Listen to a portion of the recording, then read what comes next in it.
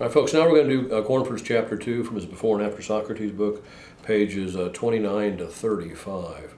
All right, so Socrates is coming into this environment of the pre-Socratics who are doing philosophical science, rather trying to explain the natural world, the external world, and not doing much work on the eternal world. For Socrates, these kind of things are problematic because, first of all, they're dogmatic. And by dogmatic, he means when they're talking about cosmology, which is the origins of the world, you have 15, 20 different possible explanations of this, and no way to really sort between them. Big Bang, right, or Big Bang followed by a big crunch, a chicken egg, right, all kinds of answers are being proposed by different thinkers, some more foolish, some more clever than the other ones. But how would you figure this out? There's no way to go back in time to the origin of things and actually see for yourself. So the discussions were not going very far and tended to end in these dogmatic positions of I'm right, you're wrong, with no real intellectual movement and no way to solve the difficulties. And also answering these questions about the external world, where everything comes from, well, interesting and useful, are fundamentally useless, right, for really how we should go about living our lives.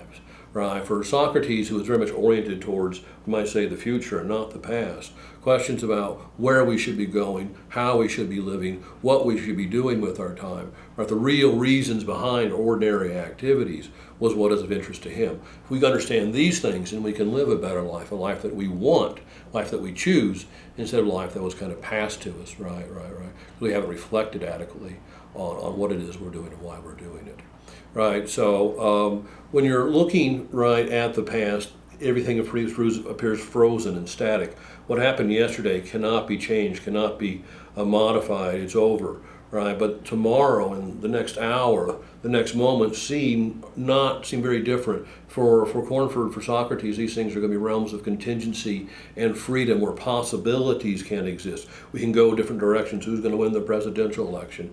That is not settled. That is something that is open and free. So it really changes your direction, folks. It makes a big difference in which way you're looking. And a good philosophy can explain what we see looking backwards in our experiences and what we see looking forwards. A scientific philosophy, one that just as materialism, tends to suffer from just looking backwards in time and not also trying to look forwards in time, which is what Socrates wants to get on about. So we get on to what is the right way to live, understanding who and what kind of creatures we are, and once we have that understanding, what is the right way for things to go about living their lives. Let's ascribe ourselves, human nature, right, and then prescribe what we want it to be like. Right, create a solid concept for the future. And this is very much in line of typical Greek thinking, where you judge a society by the kind of citizens it produces. Right, a society is very much like a soil. If you have good, strong, healthy growth, right, trees that can withstand heavy winds, you have a good society. It's developing good citizens. When you have weak, scraggly creatures like you kind of see growing out of rocky soil, right, trees that didn't get full enough light or nourishment, right, that's a bad society, right? So Socrates is very much interested not just in his life and life of his friends, but creating a society that generates, right, these fully developed, right, mature, right, members of our species, and not something less that can easily happen in a bad social environment.